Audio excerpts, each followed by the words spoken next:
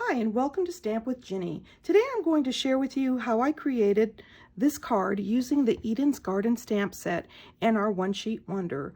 This card is the third of 4 cards made with one 6x6 piece of designer series paper. So let me set this aside and I'll show you how I got started. For this project, I'm going to be using the Friendship stamp. I'm going to ink that up in my Evening Evergreen and I'm going to stamp right onto my basic white cardstock strip. It looks like I moved a little bit, so I'm going to flip this over and stamp again. I love the way our paper is thick enough we can do that. Next, I'm going to bring in the tailor tag punch, and I'm going to punch that out. I'm going to line that up right about center and punch. I'm going to bring in this lovely leaf pattern here, and I'm going to ink it up with the soft succulent, and I'm going to stamp in the lower corner and the upper left hand corner just for a little pop of color, and I can stamp my sentiment later or hand write my message on the inside. So with the stamping done, I can move on to assembly.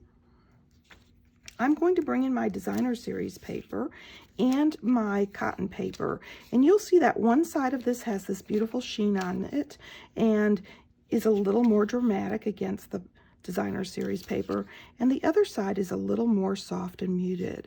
So I'm going to be using this particular side for my project. I'm going to turn this over and I'm going to use my adhesive to attach this on.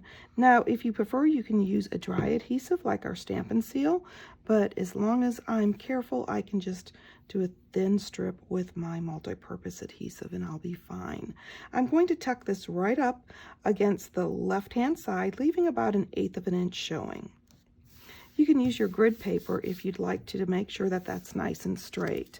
I like to attach this first so that I know exactly how much room I've got here, and I am going to tear the right side of the cotton paper. I'm just doing this randomly. It doesn't have to be perfect. The torn edge gives you this texture and it has a lovely effect to it. So let's see, I want a little bit more off the top here, and I'm just going to pull. And I'm hoping you can see that torn edge where the fibers are showing. There we go. I'm ready to add this to my card base. So I'm going to bring that card base in and fold it with my bone folder so it's nice and sharp. And then I'm going to adhere this right onto the card front.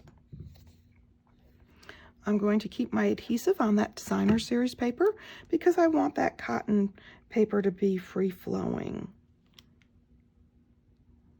adding a little more texture.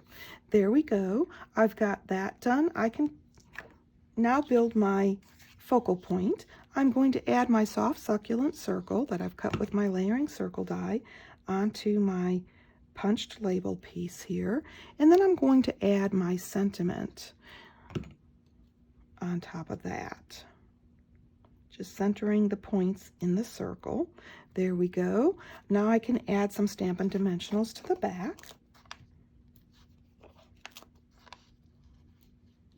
This is a fairly large focal point, so I'm going to add 4 and remove those backings. And I'm going to adhere this right down about 1 inch up from the bottom of my card, and I'm centering these little scallops on the designer series paper.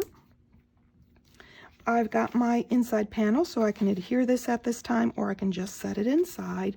And now for a little bit of pizzazz, I'm going to take these gold metallic pearls and I'm going to pick up a couple of those. I'm going to add one here on the sentiment, another one, I think to the side here, and another one, let's say down there onto the card front. Real quick and easy, and the little pearls just add a little pop of gold like the designer series paper have. And I'm done. It's that quick and easy. And of course, if you'd like any of these products, feel free to stop by my online store. You can get there from my blog, Stamp with Ginny. Thanks for joining me.